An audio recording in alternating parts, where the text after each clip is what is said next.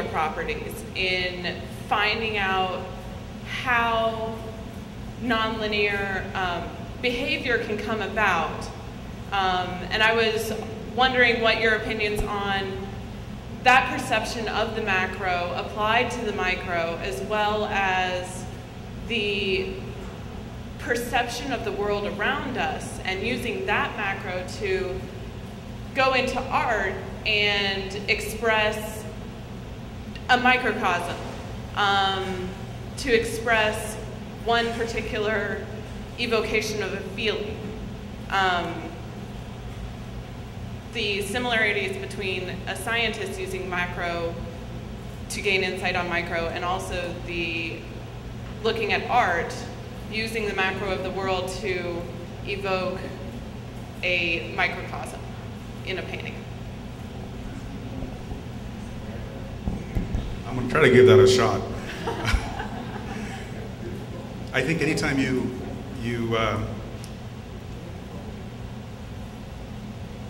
we're all artists, but we're also art ourselves. So that's one thing. So, you know, it's almost like saying the medium is the message.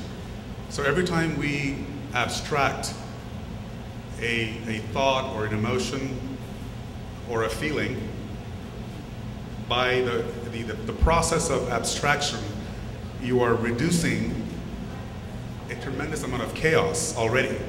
So you are taking a tremendous amount of information, chaotic information, and you are trying to reduce that to something, an abstraction, that you feel captures the essence of what that thought or feeling is.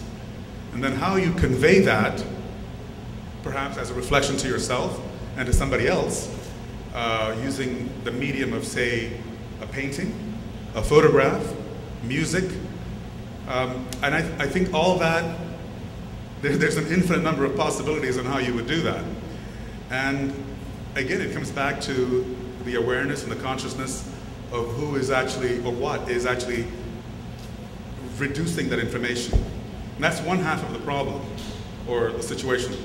The other half is the person who is perceiving that reduction. All right, so let's say you created this information, this chaotic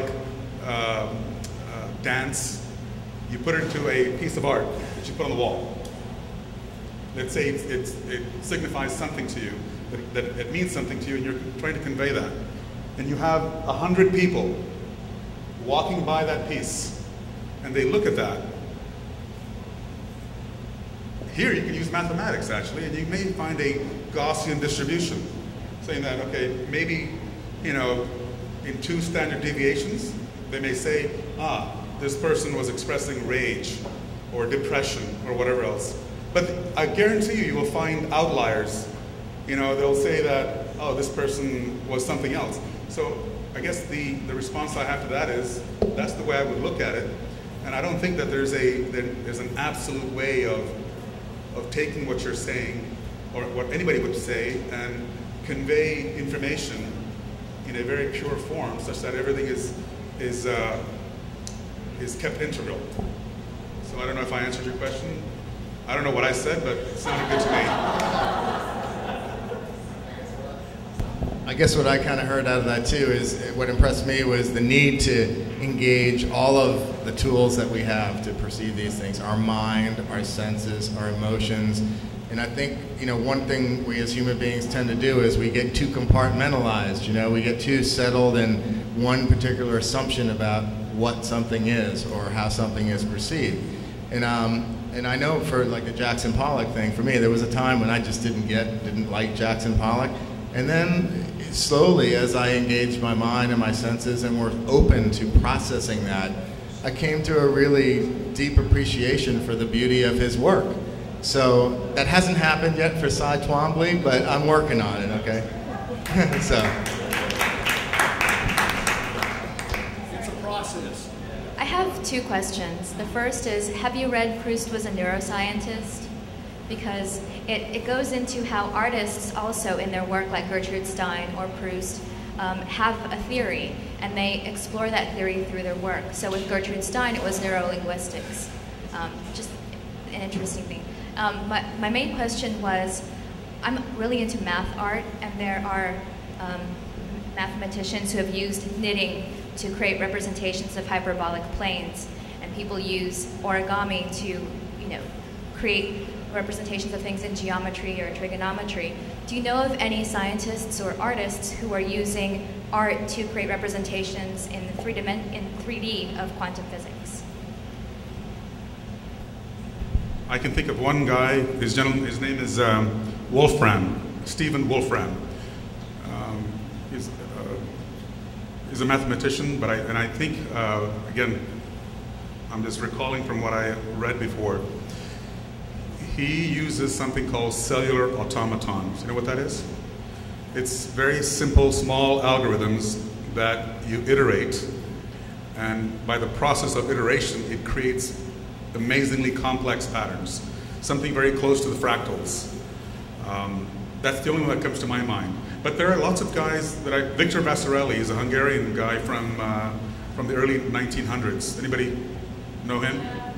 I mean, if you look at some of his art, it's you know, it's very amazing. I mean, I wouldn't even know how to describe it, but there's a lot of mathematical expressions in it. Escher, for example. I mean, that's total recursion. I don't know if I'm on the right track or not. 3D. Yeah, like sculpture or performance. Anybody? Anybody in the audience? Yeah, somebody behind you. Yeah, there's a couple of computer tools, and they're pretty expensive and pretty elaborate. One of them's called Pro-E, and the other one's called SolidWorks. And you can create all of these dimensions in 3 dimensions as a model. So you can actually rotate it in space, look at it from different angles. You can shrink it, enlarge it. You can change the equation on the fly, and it's very easy to use. And people create some pretty amazing things with that. Is it possible to build something from that once you've drafted? Yeah, that's what it's for. You build it from scratch, and then once you've created your 3-dimensional model, you can actually draw a cross section through it and make a drawing that you can put on a piece of paper, a projection, as it were. And you can project it from any angle in any direction to a 2-dimensional surface and generate the drawing. And or you can leave the model in 3 dimensions, and you can also present out of that. There's several outputs that present 3-dimensional views, and your views are almost infinite. I mean, you can look at it from any direction or any angle or any rotation.